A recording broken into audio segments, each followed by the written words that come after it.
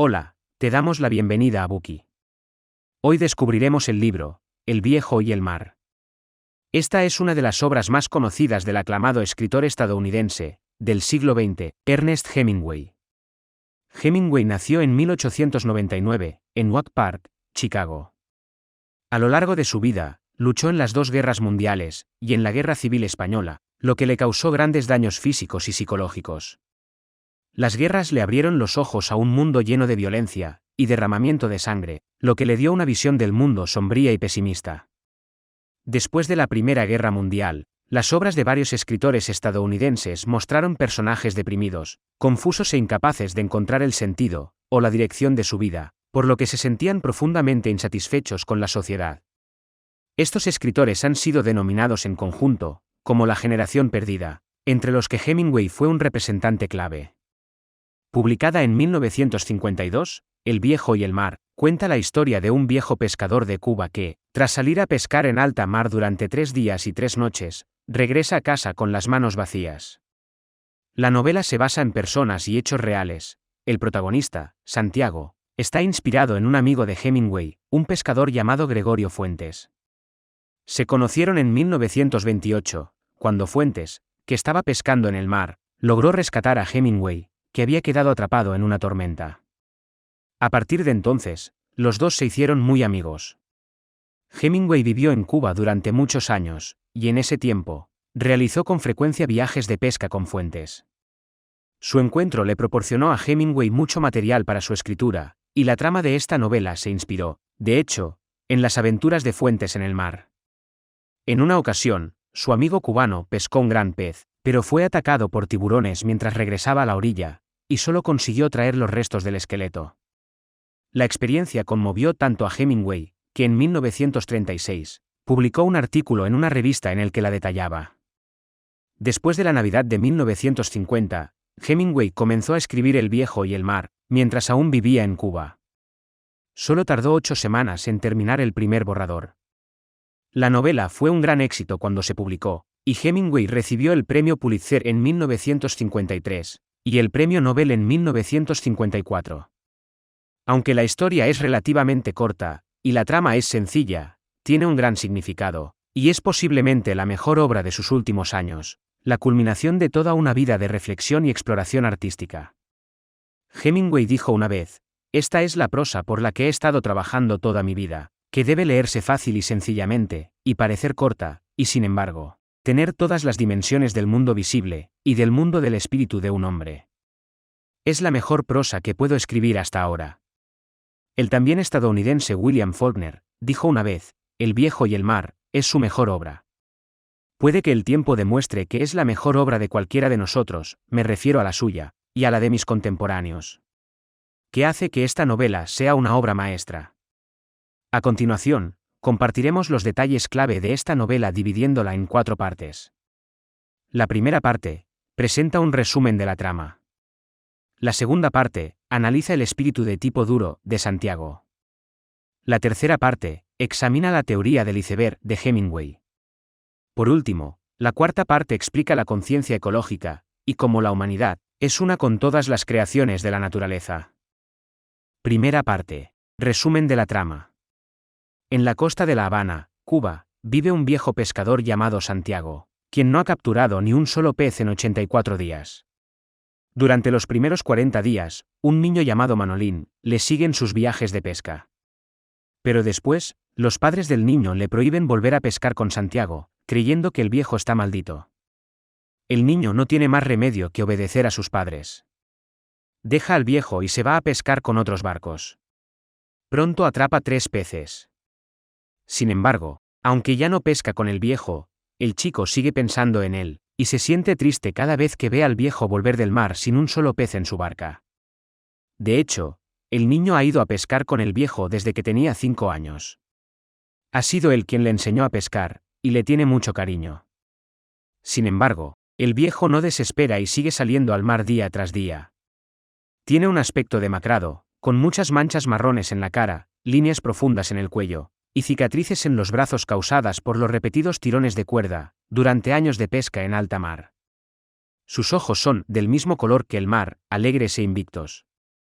Un día, después de que el anciano regresa del mar, le dice al niño que mañana será un buen día, y que tiene la intención de ir a pescar en alta mar.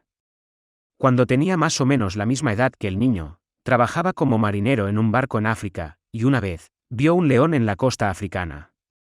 Esa misma noche, sueña con el león en la costa. Antes del amanecer, el anciano se despide del niño y se embarca. Sigue la corriente, y como el mar está en calma, consigue remar bastante lejos. Baja un cebo tras otro, manteniendo las líneas rectas como una caña, para que se hundan más. En ese momento, ve un pájaro de guerra negro con enormes alas que surca los cielos sobre él, descendiendo de vez en cuando hacia la superficie del agua. El anciano cree que el pájaro está pescando, y está muy seguro de haber visto peces. Así que rema con su barca hacia la zona, en la que el pájaro está dando vueltas. Al acercarse, se encuentra con peces voladores que emergen continuamente del mar. Piensa, si hay tantos peces voladores aquí, debe haber peces más grandes por estas aguas. El anciano espera pacientemente a que esos peces grandes muerdan el anzuelo, dejando que sus pensamientos vaguen mientras tanto. A veces, piensa en lo traicioneras que son las medusas por naturaleza. Bajo su bonita apariencia, esconden tentáculos venenosos, que harían que la piel se pudriera al contacto. Otras veces, piensa en lo desafortunadas que son las tortugas, y en lo crueles que son los humanos con ellas, y en cómo sus corazones seguirían latiendo durante varias horas, incluso después de haberlas abierto. Piensa en que él también tiene un corazón. El anciano deja que su mente divague sin rumbo, mientras no pierde de vista los sedales. De repente, se da cuenta de que una de las cañas de pescar se ha hundido mucho en el agua. Un pez ha mordido el anzuelo. Tira lentamente del sedal para medir el tamaño del pez. Luego, sostiene el sedal sin apretarlo en la mano, hasta que siente que se mueve. Por la fuerza del movimiento, está seguro de que es un pez grande. El anciano dice, solo hay que olerlos. No son hermosos. No seas tímido, pez. Cómetelos, que Dios te ayude a atraparlo. Entonces, cuando siente que el peso del sedal se hace más pesado, desenrolla un poco el carrete. Pero el peso en el otro extremo del sedal sigue aumentando. Tira del sedal violentamente, moviendo ambos brazos continuamente, con un movimiento riguroso, intentando tirar del sedal hacia él con todas sus fuerzas. Sin embargo, el sedal sigue sin ceder lo más mínimo. Se ha puesto tan tenso que de él brotan gotas de sudor. El anciano no se atreve a ejercer más fuerza por miedo a que el sedal se rompa. Se echa hacia atrás, y se apoya en la base de la barca con todas sus fuerzas, esperando compensar el tirón del pez con el peso de su propio cuerpo. El anciano y el pez quedan atrapados en medio de esta lucha, mientras el pez sigue nadando hacia el noroeste, arrastrando el barco con él. Al menos, el anciano se siente aliviado de que el pez esté nadando hacia adelante, en lugar de hundirse hacia abajo. Si se hundiera, no sabría qué hacer. A su vez, desea que Manolín estuviera allí con él, ya que el chico podría ayudarle. Se echa el sedal a la espalda, y se apoya en la proa de la barca, tratando de no pensar en nada, más que en mantenerse firme mientras pueda. Era cerca del mediodía cuando capturó el pez. Desde entonces, el pez no ha dejado de nadar hacia adelante, sin cambiar de dirección ni una sola vez, incluso cuando cae la noche. De la misma manera, el anciano sigue tirando de su sedal, y manteniéndose a la par con el pez. En ese momento, ve a dos delfines junto a su barco, y los oye saltar por encima de la superficie, y rociar agua desde sus espiráculos. Piensa que están jugando, y que están muy enamorados el uno del otro. Al pensar esto, empieza a sentir pena por el gran pez. A pesar de su tremenda fuerza, por ahora solo puede permanecer a su lado. El anciano recuerda la vez que pescó uno de los peces en una pareja. Durante ese viaje, el niño estaba en la barca con él. Atrapó al pez hembra, mientras que el pez macho rodeó a su pareja aterrorizado. Después de que el anciano matara a palos a la hembra, el macho saltó al aire con las aletas dorsales extendidas, como si tratara de ver dónde estaba el pez hembra. Al recordar esta escena, el anciano se siente muy triste. Echa mucho de menos al chico, y desearía que estuviera aquí con él en este momento. Es casi de día, y el viejo decide cortar el sedal de otra caña, y atarlo a su sedal como repuesto. Al hacerlo, el pez da un pequeño tirón, y lo arrastra hasta la base de la barca. Como consecuencia, se hace un corte debajo del ojo, y empieza a sangrar. Con cuidado, se pasa el sedal a otra parte del hombro, y se apoya en el costado de la barca. En ese momento piensa, como ahora le sobra el sedal, por más fuerte que sea el pez, no podrá seguir nadando con la barca encima. Con voz suave, dice: «Pez, me quedaré contigo hasta que me muera». Antes de este gran pez, el anciano también había pescado un pequeño atún, y para reponer fuerzas, corta el atún con su cuchillo, y comienza a comerlo. Sin embargo, empieza a tener un calambre en la mano izquierda, la que ha estado sujetando el sedal. Reza pidiendo ayuda mientras come, esperando que Dios haga desaparecer el calambre. Al cabo de un rato, se da cuenta de que el sedal doblado sale lentamente del agua, y que el pez también emerge lentamente de la superficie junto con él. Para entonces, ya ha salido el sol. El pez brilla a la luz del gran astro, su cabeza y su espalda son de color púrpura intenso, y tiene tenues rayas del mismo color en los costados. Su hocico es largo y delgado, como una espada.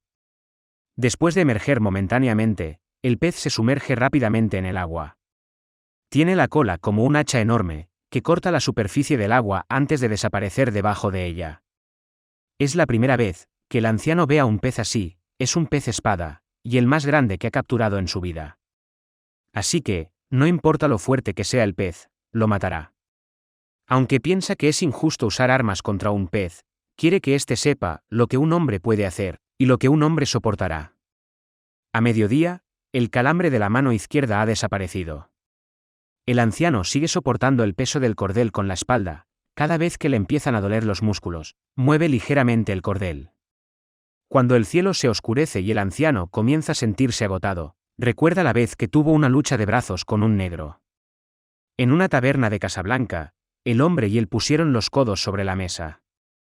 Se agarraron con fuerza, cada uno tratando de forzar la mano del otro sobre la mesa, y permanecieron en un punto muerto, durante todo un día y una noche sin un ganador definitivo. Al amanecer, los apostadores que observaban la competencia, querían declarar un empate y dejarlo así. Sin embargo, el anciano de repente reunió todas sus fuerzas en ese momento, y poco a poco, fue forzando la mano de su oponente sobre la mesa.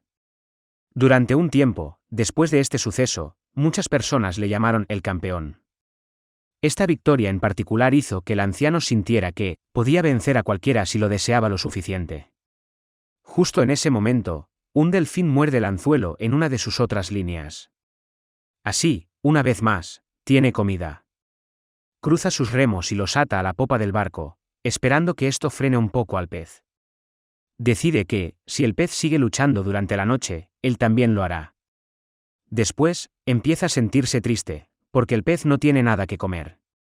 Pensando en el noble y digno comportamiento de este pez, se plantea que no hay nadie digno de comerlo. Sin embargo, aún con ese pensamiento, decide matar al pez. Ha nacido para ser pescador, igual que el pez ha nacido para ser pez, tiene que atraparlo. El cielo se oscurece. Para entonces, el viejo no ha dormido en 2 días y una noche, así que decide echarse una pequeña siesta mientras el pez está tranquilo. Utilizando sus manos para sujetar el sedal enrollado alrededor de sus hombros, y apoyando todo su peso en las manos, poco a poco se va quedando dormido. Una vez más, sueña con el león de aquella playa amarilla. De repente, el sedal se le escapa de la mano derecha, y le araña la palma. Rápidamente, vuelve a apretar el sedal, pero este se sigue deslizando. En ese momento, el pez salta al agua, y aunque el anciano también ha apretado la mano izquierda alrededor del sedal, y ha hecho todo lo posible, no consigue enrollarlo ni siquiera un poco. Se ve arrastrado hasta la proa del barco, con la cara apretada contra un trozo de filete de delfín. Se esfuerza por ajustar su postura, primero levantando la cabeza, luego arrodillándose, antes de levantarse lentamente. En ese momento, el sedal le corta la mano derecha, y empieza a sentirse mareado. Por la mañana, el pez se pone a nadar en círculos alrededor del barco. El anciano descubre que el tirón del sedal ha disminuido ligeramente, y trata de enrollarlo. Aunque el sedal sigue relativamente tenso, se da cuenta de que ahora se puede enrollar lentamente. Piensa recogerlo poco a poco, y cuando el pez empiece a acercarse al barco, y a nadar en círculos cada vez más pequeños, lo matará con un arpón. A medida que el anciano va recogiendo el sedal poco a poco, se siente cada vez más mareado. Cuando el pez lo rodea por tercera vez, el viejo por fin lo ve bien. Decide esperar a que lo rodee 2 veces más, antes de atravesar su corazón con el arpón. Después de 2 rondas, consigue que el pez se acerque. Sin embargo, en ese momento, comienza a sentirse mareado de nuevo, y piensa para sí mismo: tiren, manos. Aguanten, piernas. Lo último para mí, la cabeza. Después de haber acercado un poco al pez, este cambia rápidamente de dirección, y se aleja nadando. Lo intenta de nuevo, y una vez más, el pez se aleja nadando. A estas alturas, el anciano está agotado y piensa: me estás matando, pez. Pero tienes derecho a hacerlo. Nunca he visto una cosa más grande, ni más hermosa, ni más tranquila, ni más noble que tú, hermano. Ven y mátame. No me importa quién mate a quién. El anciano acerca el pez a él varias veces más. Cada vez, el pez se aleja nadando, y cada vez, el anciano siente que no durará mucho más.